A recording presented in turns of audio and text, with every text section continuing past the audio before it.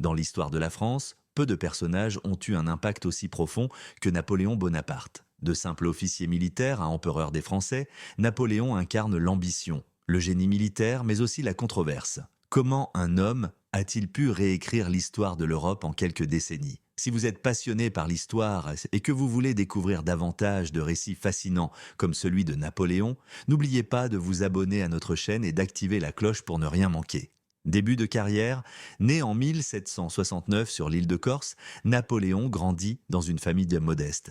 Mais sa soif de grandeur le pousse à rejoindre l'armée à un jeune âge. Très vite, il se distingue par son intelligence stratégique et sa détermination. À seulement 24 ans, il gagne sa première grande victoire à la bataille de Toulon, et cela ne fait que commencer. En 1799, dans un contexte de chaos politique en France, Napoléon profite des troubles de la Révolution pour prendre le pouvoir à travers un coup d'État. Il devient le premier consul, l'homme fort de la République. Mais son ambition ne s'arrête pas là. En 1804, il se couronne lui-même empereur des Français dans une cérémonie grandiose à Notre-Dame de Paris, marquant ainsi le début d'un empire. L'empire, sous son règne, Napoléon réorganise profondément la France. Le Code Napoléon, qui pose les bases du droit civil moderne, est l'une de ses plus grandes réalisations. Il crée une administration centralisée et impose une nouvelle dynamique à l'économie française, encourageant les réformes et l'industrialisation. Napoléon rêve aussi d'une grande Europe où la France serait au centre. Il impose ses idées par la guerre, cherchant à étendre son influence sur tout le continent.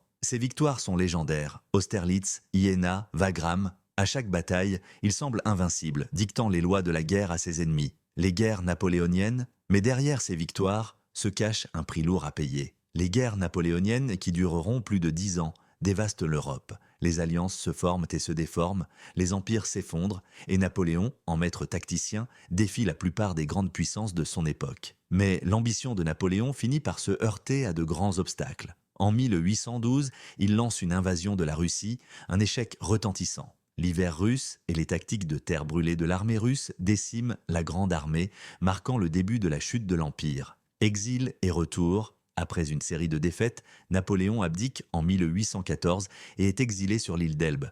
Mais l'histoire de Napoléon ne s'écrit pas en une seule ligne.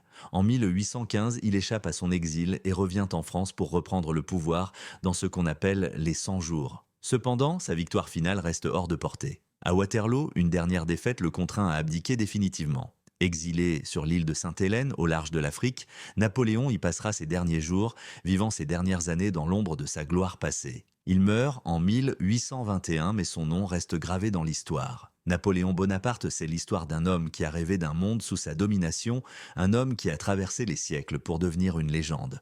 Empereur, stratège,